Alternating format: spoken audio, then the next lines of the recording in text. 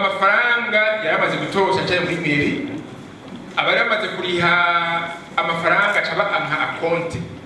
bivuga ko tumaze gusubiramo contrat hanyuma twasanga umuntu yaramaze kuriha amahera anganuku ayo mahera yitwa aconte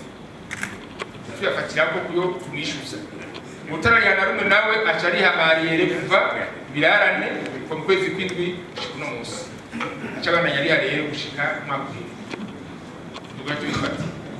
ubere na Mairie kuno mbigaze ngo bamaze gutoza atari make bashobora kumvikana bakaramuha aconte nawe akabara arakoresha kugira ngo ari umuto w'icubisha kumwe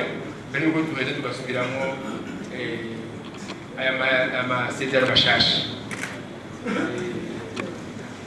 rero nituvanga nimufire kuvanga ubere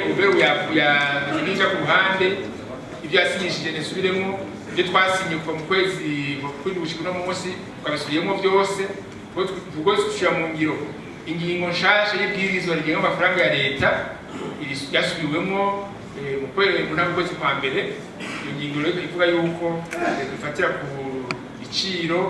mufise mu bitabo byanyu hanyuma tutubwize na kabiri igice kimwe kizoje muri commune igice kije muri Mairie amuvangure amasoko yubatswe na leta gashinzwe abadandaza kuvangura n'abiyubakiye mu isoko hari amenaje n'abiyubakiye amasoko yabo ahandi hantu haba hari banza gusa ibyo bizo ku ikindi gihe mugabo ntituvangire ibyo bintu bibiri muri uko kwishura muri rusange.